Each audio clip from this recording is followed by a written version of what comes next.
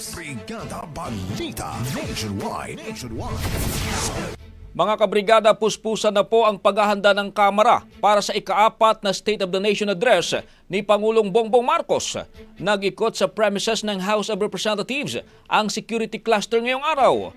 Kinumpirma naman ng Kamara na hindi na naman sisipot sa SONA si Vice President Sara Duterte. Ang kabuang ulat ihahatid ni Brigada Haji Caaminio. I-brigada mo! Brigada Live Report.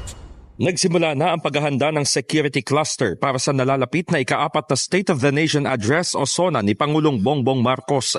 Ngayong araw ay nagsagawa ng walkthrough sa Kamara ang mga personnel mula sa Presidential Security Command.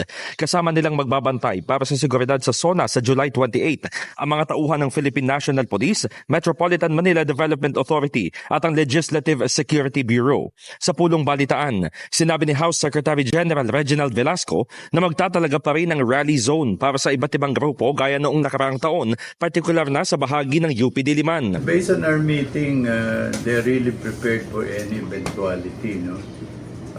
They will secure the place, and then there is a common agreement that the rallies will be limited to the areas before, no? So may UP area, and they cannot come near the Batasan premises. So, yun. And then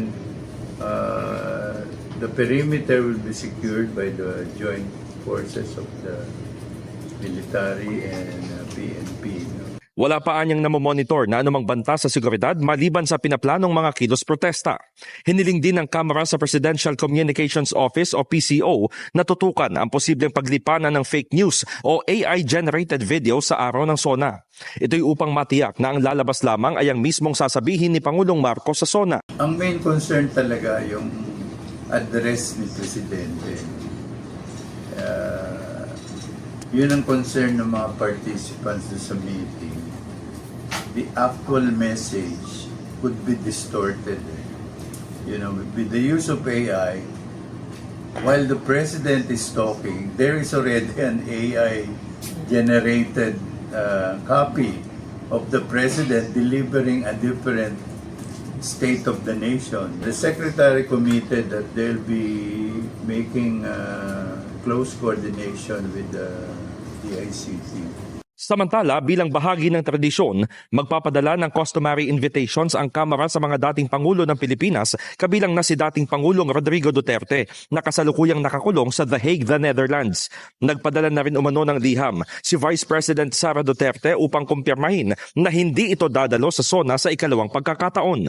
Idinagdag pa ni Velasco na nasa 200 bisita ang napadalhan na ng imbitasyon. Target pa rin ng Kamara ang nasa mahigit 2,000 individual na papapasukin sa plenary hall para sa SONA ng Pangulo. In the heart of changing lives, ako si Brigada Haji Caaminio ng 105.1 Brigada News FM Manila, the Music and News Authority. Ang bahaging ito ay hatid sa atin ng Drive Max Coffee. Ligayang tuloy-tuloy!